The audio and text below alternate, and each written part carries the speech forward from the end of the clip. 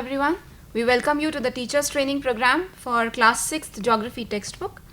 We are glad to present a discussion here on the new syllabus and the new framework, new syllabus and the new textbook. It is known to us that geography is a very interesting and curiosity-generating subject, but unfortunately, some of us feel that it is a boring subject, and teachers have to prepare a lot before teaching this subject. So let's have a discussion on this, how to go about teaching the new syllabus and the new textbook. Before going further in the discussion, let me introduce myself. I am Mrs. Samruddhi Patwardhan. I am a lecturer at SP College, Pune. We have today with us Sir Atul Kulkarni sir. Sir will be introducing himself to all of you. Namaskar, myself Atul Kulkarni. I am teaching in MIT Junior College 11th and 12th standard, and I am a member of Board of Studies Geography Study Group. Samruddhi, let us start with discussion. Basically, it's a new syllabus, and Geography 6th standard book is a new book. Basically, one question is there that geography is a part of EVS in 3rd, 4th and 5th standard. Yes. Now it is become separate for 6th standard. Yes. Why? Yes, a good question. Many of the teachers have been asking us that whether we will continue geography as a subject in the EVS. But please understand that EVS was firstly, when geography was introduced in the EVS, it was a part of NCERT curriculum. It was according to the NCERT guidelines, wherein NCERT wanted it to be equal in all over the country, across all the country, and therefore we had included geography as a part of EVS. But now when we see geography as a separate subject, we want to take it to a global level. In environmental studies, it was a local level. Now we want to go to the global level. So we want our students to go to the next level, and therefore we would like to introduce geography as a separate subject in class 6, which will be henceforth in 7th and 8th also. And therefore, when we take it to the higher level, we introduce more concepts which are related to the globe, that is to the earth as the whole. And the scope of geography will increase, and students will find it relative to their own life, to their day-to-day life, when they will relate it to tourism, the human occupations, agriculture, industries, and their surroundings. So that's why, according to the new syllabus, we have made geography a separate subject in class 6th. Syllabus has now changed. So what is the speciality of this new syllabus? What is the nature of this new syllabus? This is a new syllabus, as we all know, and according to the new framework that has been designed, the major principle of this syllabus is the approach of constructivism. We have taken this syllabus on the basis of constructivism. We have taken this new syllabus, we have designed the new syllabus so that the students leave the traditional method of learning, that is by rote, learning by heart. So we are promoting this new principle of constructivism, wherein students will have to study on the pre-acquired knowledge, pre-existing knowledge, and learn more according to activities. We have designed certain activities in the textbook, and with the help of those textbooks, the students will go further and learn new things. And this is what is constructivism. As our education minister says, that he wants the modern contemporary education, Yuganukul as he fondly calls it. Yeah. So this is what is there in the new textbook, where there will be more activities, different types of exercises, where we are going to break the old traditional method of teaching. We will not be teaching geography, we will be learning geography. So this is what the change in the previous syllabus and the new syllabus, which all the teachers will find. Yeah. So what is the specialty of this book is that starting with this book, some competencies are given there. So what is the use of these competencies and why it is there? Certainly competencies have been given, which is a pioneer step in this new endeavor of the government, and we must really thank our Special Education Officer for Geography, Shri Ravi Kiran Jadhav sir. He has taken a lot of effort in designing this syllabus, and it was his idea to put competencies in the beginning. Now these competencies are actually the skills that the students will acquire after studying those concepts. So we take some skills for granted while learning something, new. We take some skills which are basic skills and some skills which we have to acquire to gain certain knowledge. So when we gain that knowledge, then we become competent. So we say that we have acquired those skills. So to make things more clear to the teachers and to the students, we have given those competencies so that they understand what has to be actually acquired from teaching that concept. So when I am teaching rocks and distribution of rocks, so what do I mean? What is my aim to teach student? Why I am teaching the distribution of rocks to the student? So that the aim is analysis, that when you come to know that what type of rock has its origin from what type. So this is there. Then there are some functions and causes. So if something is happening, then and something is the result of another thing, so there is a relationship of cause and effect. So this is what the students should learn, and teachers should also understand why they are teaching. Students will understand why they are learning, and at the end of the chapter we have given a title called I Can Do This. So this will give a confidence to the students that after the chapter is complete, that competency has been achieved or not. So this is what the aim of giving competencies at the beginning of the beginning of the book. You mean to say that competencies are much more important for students, for parents, as well as for teachers also. Yes. Basically, here I would like to give an example that rocks and rock types are, it's a chapter which is included in this syllabus. Here, first competence is given that to collect various rock samples, a collection. So it's a skill which is Yes. acquired by the student. Then to define a rock, there is an analysis of rocks.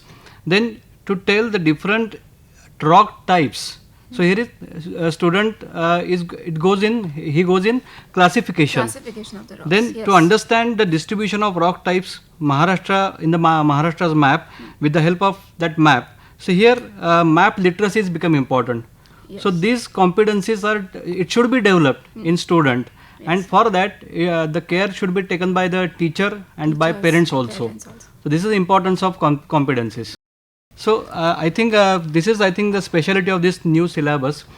Is it related to our NCA for maybe National Education Policy or NEP Yes. or SCF? Yes, the new syllabus is designed according to the National Curriculum Framework NCF 2005. Also, it carries important guidelines which have been mentioned in the RTE 2009 and the SCF 2010, and also the latest primary education framework which was released in 2012. So all these things have been kept in mind, and we have designed the syllabus accordingly. And major change that you can see is constructivism, that is more activity based learning, thought provoking learning. So a new process will be initiated in the students' mind, where they will be able to think more and not just learn by heart, and they will be able to think for themselves. So I would like to ask that if we're talking of the syllabus and the textbook, I think I'm seeing that the textbook is different from what it was last year. Yeah. So Yeah. can you just tell us about how the book has come up? So this book is of new syllabus. Okay. This book and the last year's book, there is a lot of difference. Basically, this book is based on activity-based learning, that is constructivism approach, and that is why so many activities are given in this book. First of all, this book is color book, having using 4 color demo size. Last year's syllabus and book, it was so much informative. Here total content Yes, sir. is mentioned in the book with the help of activities, with the help of projects, with the help of examples, photographs, maps. Yes. And that is why this is a speciality of this book. Last year's book and this year's book, there is a total difference. And it is connected to activity based learning. Yes. But sir, not only just internal, I can see difference in the external appearance and the outer appearance of the book also. It's energetic for the students and for teacher. You can see this front page. Yes. Front page here, it's a symbol of Bala Bharati, a boy and a girl.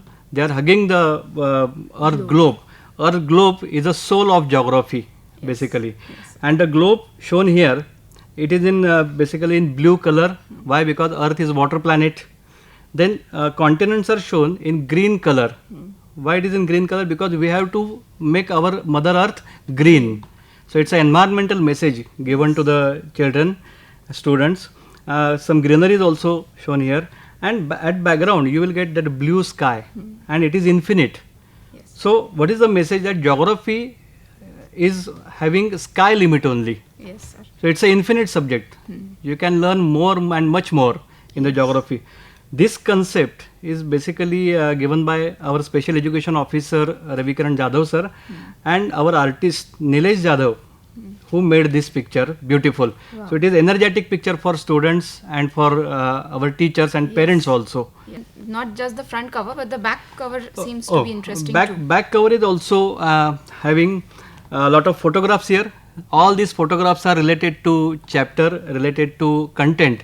Most of the, like for example, rocks and rock types is a chapter mentioned in the content, and here some rare rock types are given in the picture. Maybe occupations are there, so agriculture, industries, these occupations are shown in the picture. So all these pictures and their information is given in the content. So I think back cover is also become helpful for a student to clear their ideas about the content. So besides what we talked about the outer appearance, what is the difference in the internal content? I mean, in the presentation part of the book, can you please tell about that? Presentation part of the book, once again it is totally different than the prior books. Why? Because now we are going on the path of constructivism. Yes. Up to last year, we went on the path of informative geography, content based geography. Yes, sir. Here we are making it now activity based learning, activity based geography. Yes. So that is why internal structure of chapter is not connected to only content and explanations and definitions and terminologies and this traditional pattern. We change that pattern, and now here you will get that use your brain power, Okay. think it, okay, do it, do some activities, do some projects. Here it is connected with lot of colorful pictures, colorful maps, colorful diagrams. So I think this change, it maybe become more important for students to connect the subject geography. Yes, sir. And I think the striking difference between Yeah, the yeah. old and the new one is this Globi. Globi is the basic idea, which is also once again, this one is a Globi, and the idea is put forth by our special education officer Ravikaran Jadhav sir. Thanks for him. This Globi is a cartoon basically, and I think this age group is connected, means 6th standard age group is connected with cartoons. Yes. Lot of cartoons they are watching on TV channels. So here we use a Globi in the textbook, and this Globi is you will get in all content, in all text, okay, in all chapters. Okay. This Globi will become helpful for you to give idea about the content. He explains, he gives examples, he become useful and he's become helpful Okay. to search new things in geography. Right. And that is why Globi, I think it is my request to all teachers that you should be familiar with the Globi, and maybe you can form a geography club with the help of this Globi. You can also connect the Globi with maybe wallpaper and all these other activities in geography. So it has become helpful. And another one thing is that this Globi will continue in the next standard. So he will help you in 7th standard, in 8th standard, in 9th standard about geography, about tackle the problems of geography. So all of you should welcome this Globi in your life to learn geography better. Sir, generally geography is called mother of all sciences. So have you taken care of keeping this salient feature of geography intact in this textbook, relating it to other subjects? Yeah, basically geography is a very vast subject. It having a lot of content. Lot of other subjects are related to geography, and geography is also connected to lot of other subjects. Geography is itself having various fields. Some of fields we included in this our syllabus, new syllabus. These fields are basically from natural sciences, from social sciences, humanities. Yes. Geography is connected to all these subjects. Maybe take the example like physics, gravitational pull. It is connected to the Mother Earth. Yes. Then chemistry, chemical processes related to weathering processes. Or maybe agriculture directly depend on monsoon, and economies depend on agriculture. So that is why economics is connected to geography. sociology, our caste, religion, and all these things are connected to geography. So geography is connected to all other subjects, and that is why it is known as science of sciences. It is the mother of all science, and in Sanskrit it is known as Shastranam Shastra. So that is why all fields, maximum fields and maximum other subjects which we include in geography. As we say earlier that this geography syllabus or this new syllabus is activity based learning syllabus. It is related to constructivism approach. So here Samruddhi, I would like to ask you that basically what is constructivism and how that constructivism approach which we include in our textbook. Yes, a very good question. Many teachers have been asking us about this constructivism, what exactly it is, and they have a good doubt how to bring about constructivism in their teaching. So, constructivism is learning through activity and learning on the basis of pre-existing knowledge. Just like a building, we have first floor, second floor, third floor. Similarly, we have constructive learning, which builds upon the previous knowledge. So, the approach is that the student already has some pre-existing knowledge which he has acquired in his earlier classes, and we just have to build upon it. So, we are not pampering him with just information, which otherwise is available nowadays anywhere, but we are building his knowledge through activities, through adding to what he already knows by activities and experiments and other types of learning, which are not just learning by heart.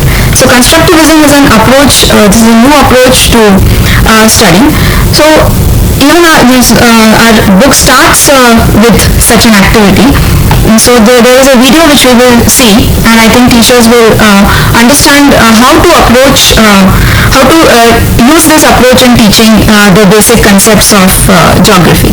So this video has been taken in Solapur, in a school in Solapur, and I hope that teachers will get an idea. And I think it is in Marathi. It is in Marathi, sir, because English medium students were not available in that time, since it was a vacation time, so we shooted it in Marathi. तुमचे काही मित्र आहेत? मैत्रिणी पण आहेत का? यांच्या ठिकाणी जायला आवडेल का? कोण कुठे आहे माहिती आहे का तुम्हाला? कुठे आहे? पहिला तू कुठे आहे? मी भारतामध्ये. अगदी छान. भारतात आहे तो? ठिकाण कोणतं आहे त्याचं? महाराष्ट्रामधील सोलापूर. सोलापूर. छान. आता हे कुठल्या कुठल्या ठिकाणी आहेत तेवढे सांगा मला. कोण सांगते? सगळ्यांना सांगता यायला पाहिजे, असं काय अवघड नाही. ओके, तू सांग बळा. सांग ना, जवळ ये ना, दाखव. कुठे आहे मेक्सिको? नाही नाही, कोणत्या शहरामध्ये? ही मेक्सिको आग्र्यामध्ये आहे म्हणते. का नाही? तुला आग्रा कुठं दिसतं दाखव तिथं. आणि मेक्सिको कुठं दिसते? मग कशी काय ती आग्र्यात आली?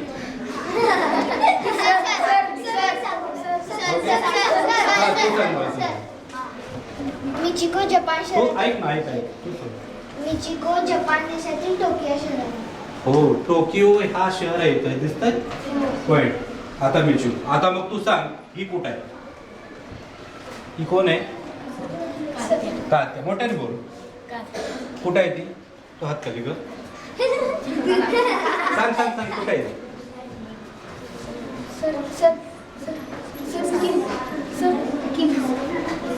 विनायक मदत कर रे, तेव्हा ते वाचायला काय आहे?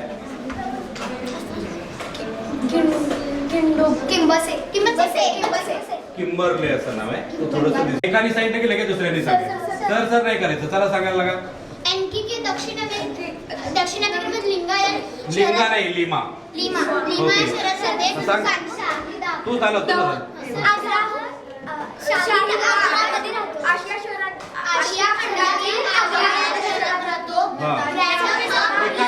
एका वेळेला एक जण.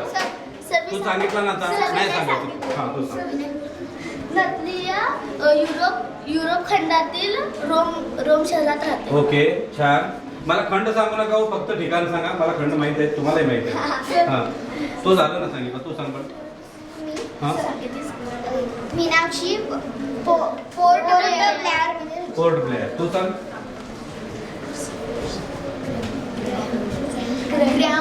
Graham Saint Petersburg. ठीक आहे. वेगवेगळ्या ठिकाणी ही वेगवेगळी मुलं आहेत, हो का? आता या नकाशामध्ये सगळी मुलांची चित्र आहेत, पण एक चित्र मुलांचं नाही. माहित आहे ना कोणतं चित्र आहे ते?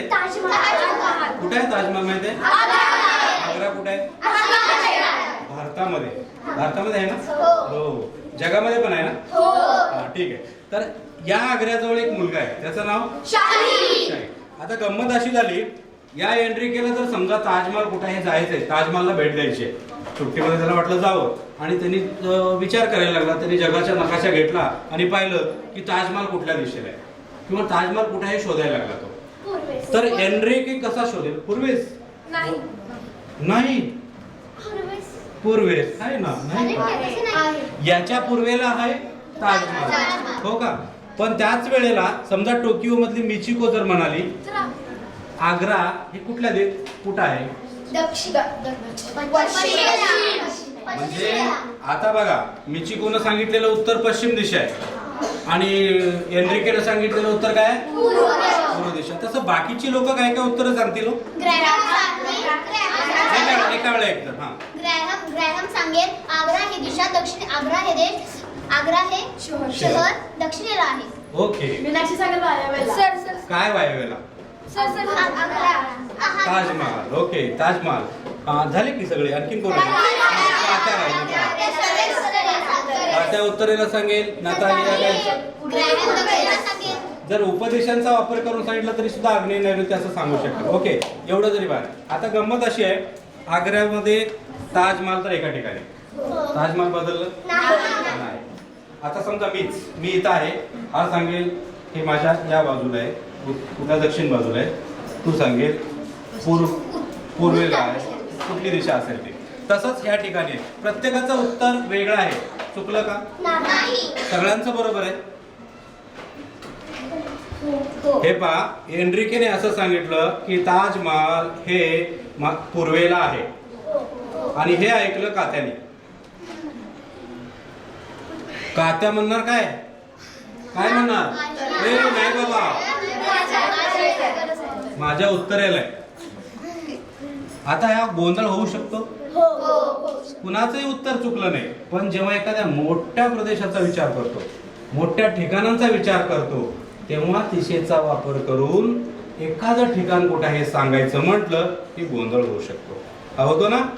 हा गोंधळ घालवण्यासाठी मोठमोठ्या भूगोल तज्ञांनी किंवा माणसांनी काही आयडियाज आणल्या वापरात. त्या कोणत्या त्या आपण पुढे बघू. ओके, बसा खाली. इकडे जगाच्या नकाशात तुम्हाला उभ्या आणि आडव्या रेषा दिसलेल्या आहेत, ओके नाही? आणि काही मला विचारत होता की मॅडम या रेषा आपण प्रत्यक्ष पृथ्वीवरती का नाही आखल्या, ओके नाही? तुमची शंका अगदी योग्य. आपण या रेषा कुठल्याही प्रत्यक्षात आखलेल्या नाही. आणि का बरं आखल्या नाही, आपण त्याचं आता थोडंसं उत्तर शोधायचा प्रयत्न करू. ठीक आहे? हे बघा, तिथे समोर तुम्हाला आपल्या पृथ्वीचा गोल दिसतो, ओके नाही? आणि या ठिकाणी तुम्हाला गंडकी दिसत आहे आणि हा निळा रंगाचा भाग महासागराला सुद्धा दिसतो, हो ना? आणि इथे बघा, एक अशी लांब लचक मध्यातून एक रेष आखलेली आहे. तो आहे आपल्या पृथ्वीचा आडवा व्यास. ठीक आहे? हा आडवा व्यास कोण वाचून दाखवेल मला? काय आहे? पुढे ये.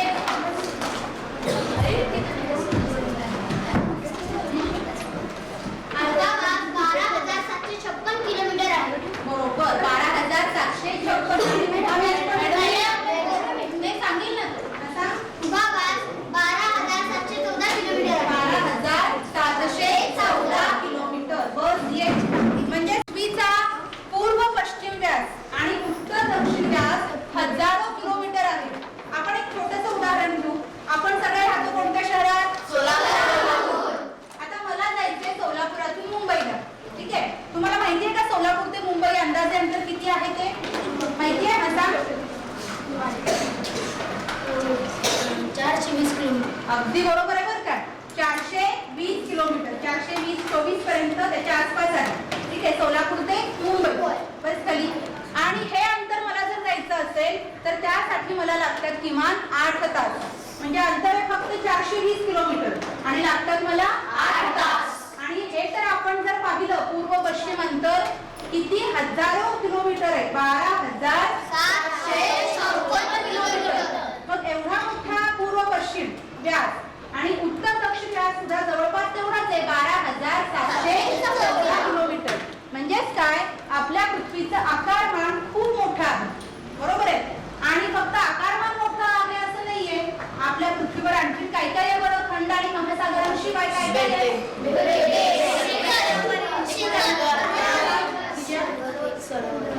सरोवरे आहेत, काही ठिकाणी उंच अशी शिखरे आहेत, उंच पर्वत, शिखरे, बेट सुद्धा आहेत, खोल दऱ्या आहेत. मग मला सांगा, तुम्ही असं म्हणालात की मॅडम आपण या रेषा पृथ्वीवरती आखू शकतो, मग मला सांगा तुम्ही असं महासागरातून रेषा आखत पुढे जाऊ शकाल का? अजिबात शक्य नाही. महासागरामध्ये आपण या रेषा आखू शकणार नाही. काही ठिकाणी उंच पर्वत येतील, तिथे सुद्धा आपण रेषा आखू शकणार नाही. काही ठिकाणी खोल दरे आहेत, त्या ठिकाणी आपण जाऊ शकणार नाही, हो ना. म्हणजेच काय, या सगळ्या रेषा फक्त काल्पनिक स्वरूपात आहेत. या उभ्या आडव्या रेषा आपण कुठेही प्रत्यक्ष जमिनीवर आखलेल्या नाही. त्या रेषा फक्त आपण एकतर जगाचा नकाशा किंवा आपल्या पृथ्वीचा गोल त्याच्यावरच आखलेल्या आहेत आणि त्याच्या सहाय्याने आपण एखाद्या ठिकाणचं नेमकं स्थान सांगू शकतो. लक्षात आलं उभ्या आडव्या रेषा का आखलेल्या आहेत ते? So we have just seen the video, and in this video we have used the pre-existing knowledge that the children have. They had knowledge about directions and subdirections. With the help of these, they were able to locate Agra. But all the answers were different. No answer was wrong. So here we have used this concept in building the concept of latitudes and longitudes, and here we tell the student that because all of your answers were different, we would not be able to locate Agra because of your answers, with the help of your answers. So we need the concept of latitudes and longitudes. But we have still not introduced the concept. We have taken another activity wherein children were asked to observe the globe, and they were asked if we could draw such lines on the earth actually, on the ground.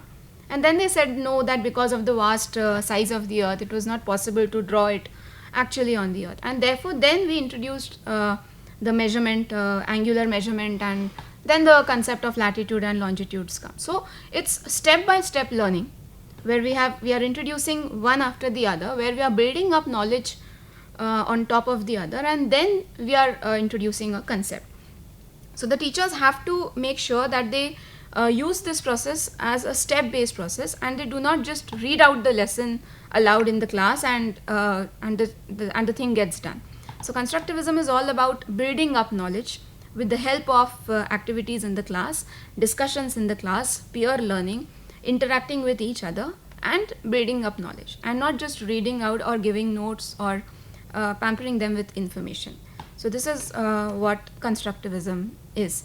There is another PPT which I think will help teachers to understand better how to go about in bringing constructivism in their teaching.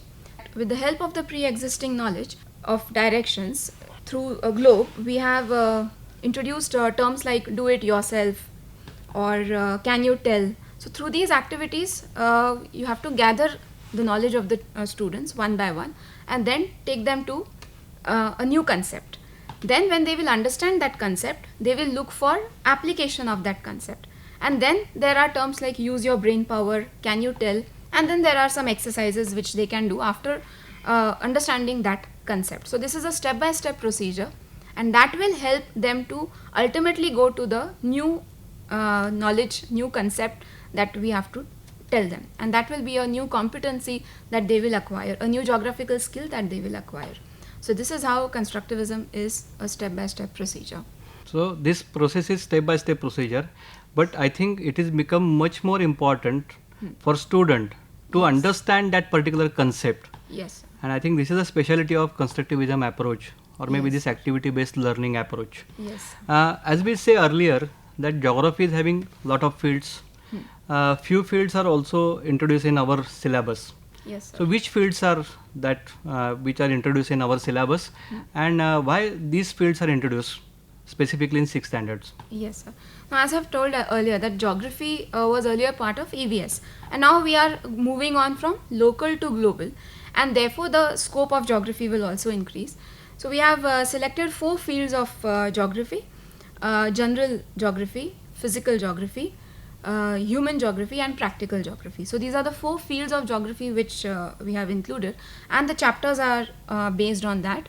Acha, if means you- 4 fields are there: Yes, sir. general geography, physical geography, Yes. then human geography, and practical Practical geography. geography. So 4 fields are included in our syllabus. Yes, sir. Okay. So we'll just have a look at a PPT which tells all these 4 fields and the chapters that are related to this. For example, the first one, general geography, has 2 chapters: the Earth and the Graticule, and let's use the Graticule. Then practical geography has 1 chapter where comparison of map and the globe and field visit is given. Then you have physical geography, which has weather and climate, importance of oceans, temperature, and rocks and rock types. And then we have the last, human geography, wherein the students will learn about the natural resources available on our earth and the human occupations. Here I would like to give information about to teachers that all these fields and chapters is specifically mentioned in 6th standard book. These fields are basically connected to physical geography, human geography, general geography, and each chapter of this field gives information about that particular field, and slowly that information is increases in the next standard. Like here, particularly we take the physical geography, rock types, rocks and rock types. In 7th standard, maybe he will go for soil and other things which is connected to rocks. So slowly the fields are developed according to increasing standard. This is, I think, format of syllabus which is mentioned and which started from this 6th standard. So this is, I think, speciality of the syllabus. This particular book is having use of technology. New technology is used in this textbook. What is that technology? As we told that we are having a modern contemporary education, Yuganukul as we have been calling it. And this also has a salient feature of having the use of technology in this education. So we have also tried to bring in technology in this new textbook. And so at the end of the chapter, we have given some websites for reference, which the teachers can access, the students can access, and get more information related to these chapters. So these websites have been introduced, and through Globi.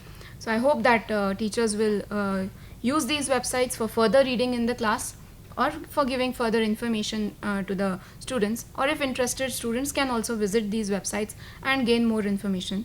Samruddhi, here I have one question that in the interior part of the text, in particularly in chapters, there are a lot of headings are given that like do it yourself, use your brain power, think it, can you tell this? So is there any need to give these headings in the chapter? Yes. As I told, sir, this constructivism approach is a step-by-step process. So if you see that you are accumulating knowledge, you're building up knowledge for that student on a step-by-step procedure. So when a student is faced with a problem, he starts thinking. When you give a first introduce that concept, there is some pre-existing knowledge that he has, and you give him an activity, so that because you want to take him to a next level. So when he does that activity, there are some questions which come to his mind, and since we teachers have just to act as facilitators, we don't have to give away the answers to them. We have to build an atmosphere in the class such that the students keep asking us the questions, but we don't give them the direct answers. We keep them asking more and more questions, or give them activities which will make them ask us questions. So this procedure will lead to use your brain power. So now the student will start thinking. So do it yourself. So these will